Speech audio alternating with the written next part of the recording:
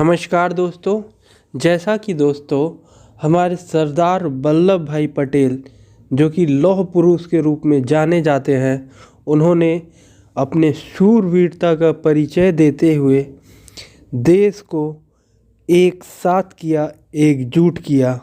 उन्होंने उनकी ख्याति एक शूरवीर से कम नहीं थी। उन्होंने 200 वर्षों की गुलामी में फंसे देश को अलग अलग राज्यों को संगठित कर भारत में मिलाया। इस बड़े कार्य के लिए इन्हें सैन्य बल तक की ज़रूरत न पड़ी। जैसा कि दोस्तों इनकी सबसे बड़ी ख्याति थी जो इन्हें सभी से पृथक करती थी।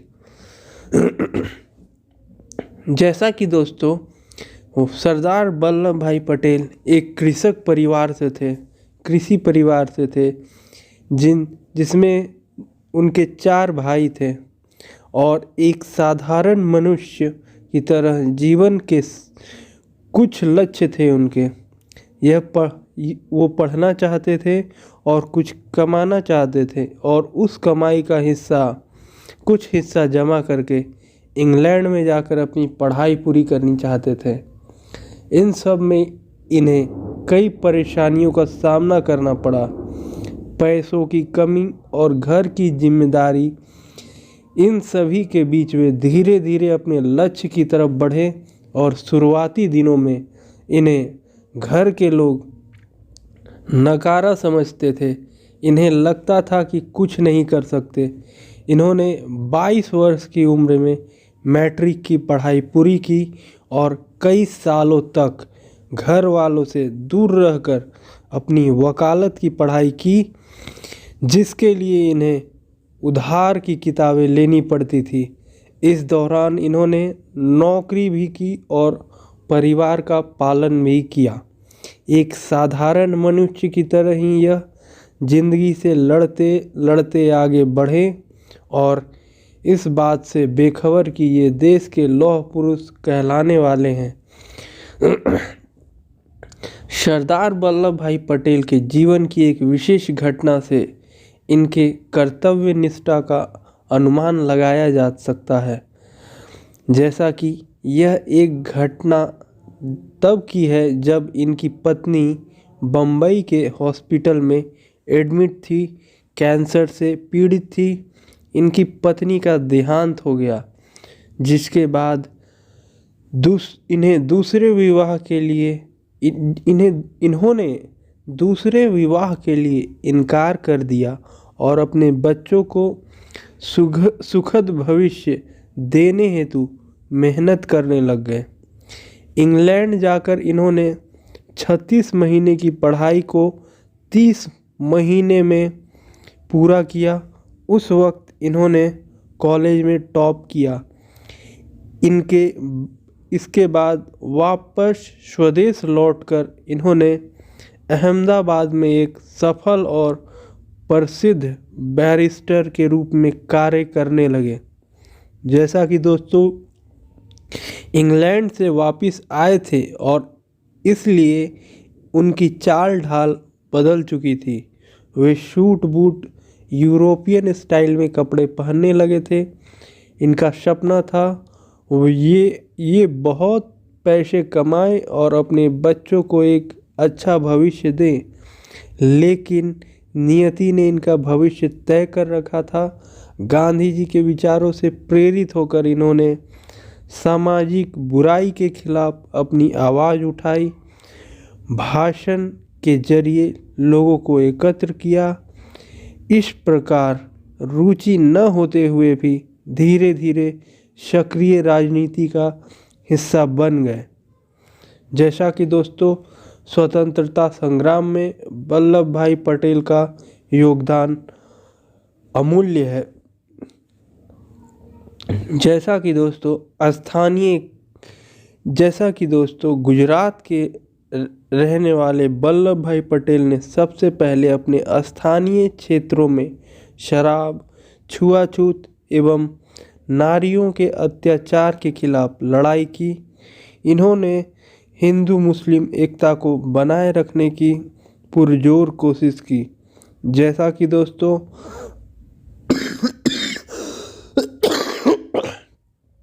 आज के दिनों में लोग देश को तोड़ने में लगे हुए हैं। आज के राजनेता देश को तोड़ने में लगे हुए हैं, लेकिन इन्होंने देश को एकजुट किया था।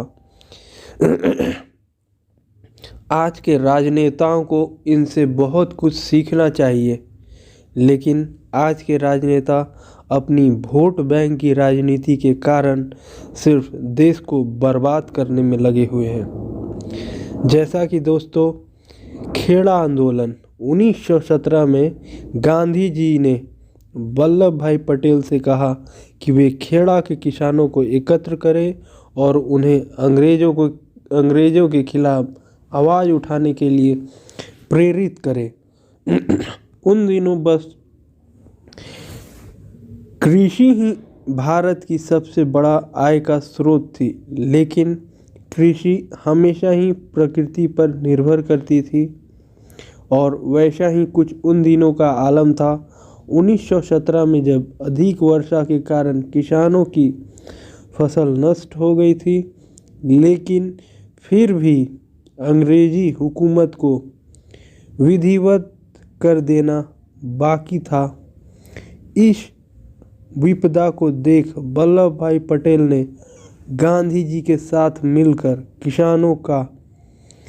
किसानों को कर न देने के लिए बाध्य किया और अंततः अंग्रेजी हुकूमत को हामी भरनी पड़ी और यह थी सबसे पहली जीत, जिसे खेड़ा आंदोलन के नाम से याद किया जाता है। इन्होंने गांधी जी के हर आंदोलन में उनका साथ दिया। इन्होंने और इनके पूरे परिवार ने अंग्रेजी कपड़ों का बहिष्कार किया और खादी अपनाया। कैसे मिला सरदार वल्लभ भाई पटेल को सरदार की उपाधि? जैसा कि इस बुलंद आवाज़ नेता ने वल्लभ भाई पटेल ने बारडोली में सत्याग्रह का नेतृत्व किया था। यह सत्याग्रह 1928 में साइमन कमीशन के खिलाफ किया गया था। इसमें सरकार द्वारा बढ़ाए गए कर का विरोध किया गया और किसान भाइयों को एक देख ब्रिटिश वायसराय को जैसा कि दोस्तों, किसान भाइयों को एक साथ देख ब्रिटिश वायसराय को झुकना पड़ा। इस बारडोली सत्याग्रह के कारण पूरे देश में वल्लभ भाई पटेल का नाम प्रसिद्ध हुआ और लोगों में उत्साह की लहर दौड़ पड़ी।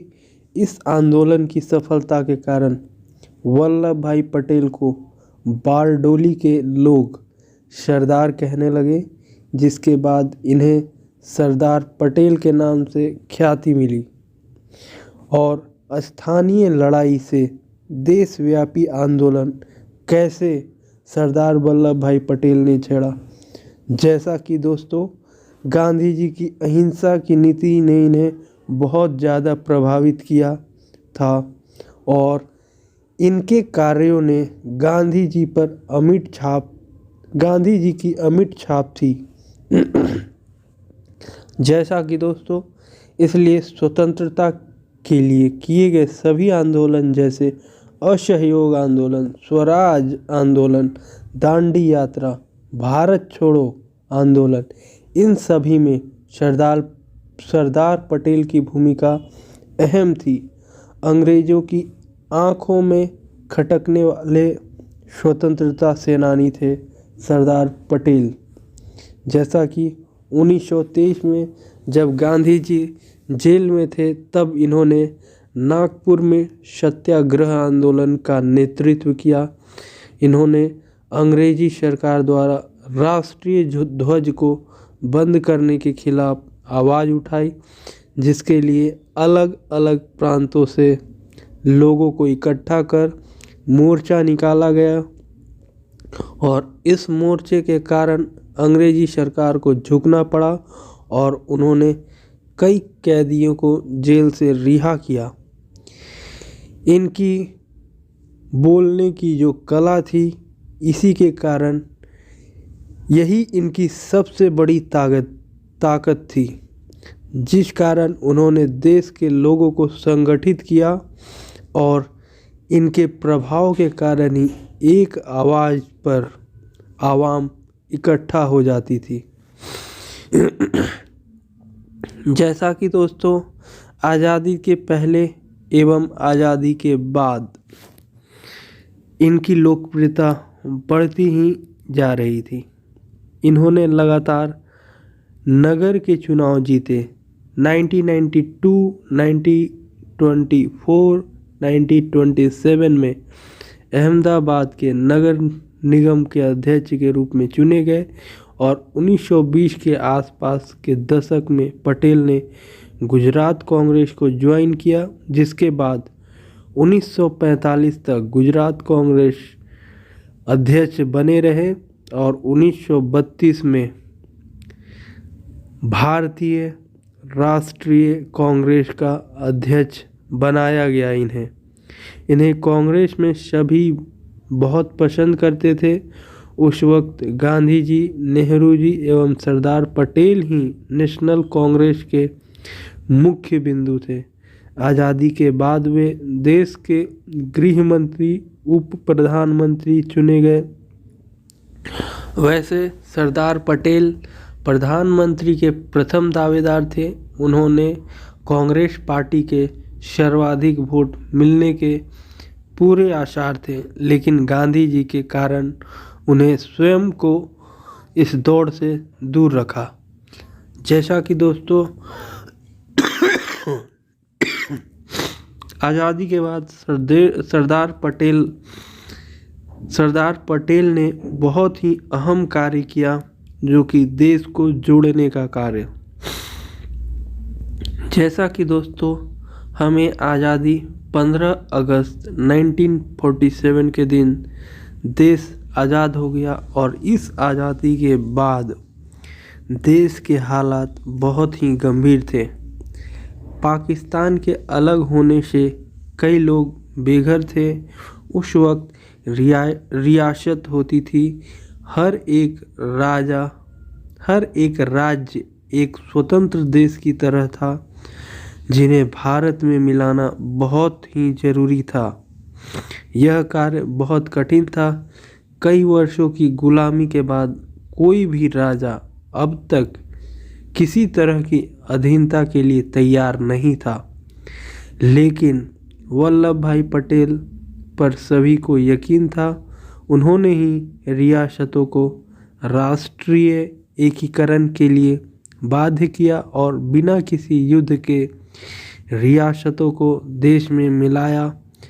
जम्मू कश्मीर, हैदराबाद एवं जूनागढ़ के राजा इस समझौते के लिए तैयार न थे। इनके खिलाफ सैन्य बल का उपयोग करना पड़ा और आखिरकार ये रियासतें भी भारत में आकर मिल गईं। इस प्रकार वल्लभ भाई पटेल की कोशिशों के कारण बिना रक्त बहे 560 रियासतें भारत में आ मिली। रियासतों को भारत में मिलाने का यह कार्य नवंबर 1947 आज़ादी के महज कुछ महीनों में ही पूरा किया गया। गांधी जी ने कहा, यह कार्य केवल सरदार पटेल ही कर सकते थे। भारत के इतिहास से लेकर आज तक इन जैसा व्यक्ति पूरे विश्व में नहीं था, जिसने बिना हिंसा के देश के एकीकरण का ऐसा उदाहरण प्रस्तुत किया हो। उन दिनों इनकी सफलता के चर्चे पूरे विश्व के समाचार पत्रों में थे। इनकी तुलना बड़े बड़े महान लोगों से की जाने लगी थी। कहा जाता है कि अगर पटेल प्रधानमंत्री होते तो आज पाकिस्तान, चीन जैसी समस्या इतना बड़ा रूप नहीं लेती। पटेल की सोच इतनी परिपक्व थी कि वे पत्र की भाषा पढ़कर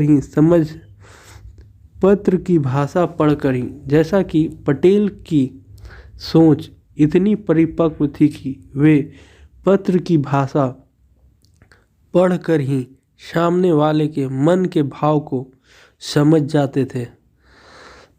उन्होंने कई बार नेहरू जी को चीन के लिए सतर्क किया, लेकिन नेहरू ने इनकी कभी न सुनी और इसका परिणाम भारत चीन युद्ध में हुआ था। पॉलिटिकल कैरियर, जैसा कि दोस्तों सरदार वल्लभ भाई पटेल ने 1917 में बोरशाद में एक स्पीच के जरिए इन्होंने लोगों को जागृत किया और गांधी जी की स्वराज के लिए उनकी लड़ाई में सहमति पत्र पर हस्ताक्षर करने के लिए प्रेरित किया। खेड़ा आंदोलन में इन्होंने अहम भूमिका निभाई और बारडोली सत्याग्रह में इन्होंने लोगों को कर न देने के लिए प्रेरित किया और एक बड़ी जीत हासिल की। असहयोग आंदोलन में गांधी जी का साथ दिया इन्होंने। भारत छोड़ो आंदोलन में इन्होंने भाग लिया और जेल भी गए थे। आज़ादी के बाद देश के गृह मंत्री एवं उप प्रधानमंत्री बने। इस पद पर रहते हुए इन्होंने राज्यों को देश में मिलाने का कार्य किया, जिससे उन्हें लौह पुरुष की छवि प्राप्त हुई। पटेल सरदार वल्लभ भाई पटेल की मृत्यु 1948 में हुई। गांधी जी की मृत्यु के बाद पटेल को इस बात का गहरा आघात पहुंचा और उन्होंने कुछ महीनों बाद उन्हें हार्ट अटैक हुआ, जिससे कि वे उभर नहीं पाए और 15 दिसंबर 1950 को इस दुनिया से चले गए। जैसा कि दोस्तों 1991 में सरदार वल्लभ भाई पटेल को भारत रत्न से सम्मानित किया गया। इनके नाम से कई शैक्षणिक संस्थाएं हैं। हवाई अड्डे को भी इनका नाम दिया गया। स्टैचू ऑफ यूनिटी के नाम से सरदार पटेल के 2013 में उनके जन्मदिन पर गुजरात में उनका स्मृति स्मारक बनाने की शुरुआत की गई और यह स्मारक भरूच गुजरात के पास नर्मदा जिले में है। जैसा कि दोस्तों सरदार वल्लभ भाई पटेल पर एक कविता लिखी गई है और ये कविता इस प्रकार है दोस्तों। लौह पुरुष की ऐसी छवि न देखी न सोची कभी, आवाज में सिंह सी दहाड़ थी, हृदय में कोमलता की पुकार थी, एकता का स्वरूप जो इसने सोचा इसने रचा, देश का मानचित्र पल भर में बदला, गरीब का सरदार था वो, दुश्मनों के लिए लोहा था वो, आंधी की तरह बहता गया, ज्वालामुखी सा धधकता गया, बनकर गांधी का अहिंसा शस्त्र, महकता गया विश्व में जैसे कोई ब्रह्मास्त्र।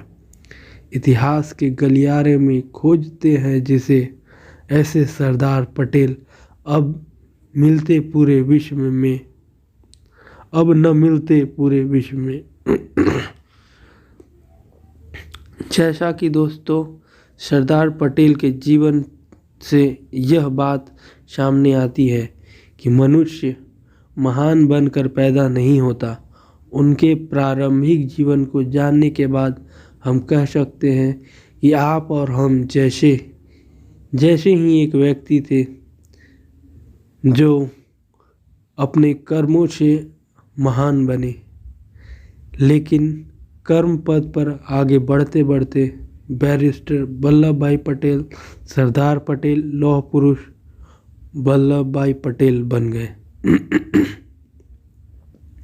सरदार पटेल ने राष्ट्रीय एकीकरण कर एकता का एक ऐसा स्वरूप दिखाया जिसके बारे में उस वक्त कोई सोच भी नहीं सकता था। उनके इसी कार्य एवं सोच के कारण उनके जन्म दिवस को राष्ट्रीय एकता दिवस का नाम दिया गया। सरदार वल्लभ भाई पटेल। सरदार वल्लभ भाई पटेल के कुछ अनमोल वचन हैं। कभी कभी मनुष्य की अच्छाई उसके मार्ग में बाधक बन जाती है। कभी कभी क्रोध ही सही रास्ता दिखाता है। क्रोध ही अन्याय के खिलाफ आवाज़ उठाने की ताकत देता है। डर का सबसे बड़ा कारण विश्वास में कमी है। सरदार पटेल की अहिंसा की परिभाषा। जिनके पास शस्त्र चलाने का हुनर है लेकिन फिर भी वे उसे अपने म्यान में रखते हैं, असल में वे अहिंसा के पुजारी हैं। कायर अगर अहिंसा की बात करे तो वह व्यर्थ है। जिस काम में मुसीबत होती है उसे ही करने में मज़ा आता है। वो जो मुसीबत से डरते हैं वे योद्धा नहीं। हम मुसीबत से नहीं डरते। फालतू मनुष्य सत्यानाश कर सकता है, इसलिए सदैव कर्मठ रहें, क्योंकि कर्मठ ही ज्ञानेंद्रियों पर विजय प्राप्त कर सकता है। ये सरदार वल्लभ भाई पटेल द्वारा कहे गए कुछ अनमोल वचन थे। सफल जीवन का पथ दिखाते हैं ये वचन। जैसा कि दोस्तों सरदार वल्लभ भाई पटेल जो कि अपने जीवन में अमूल्य और धन्यवाद दोस्तों।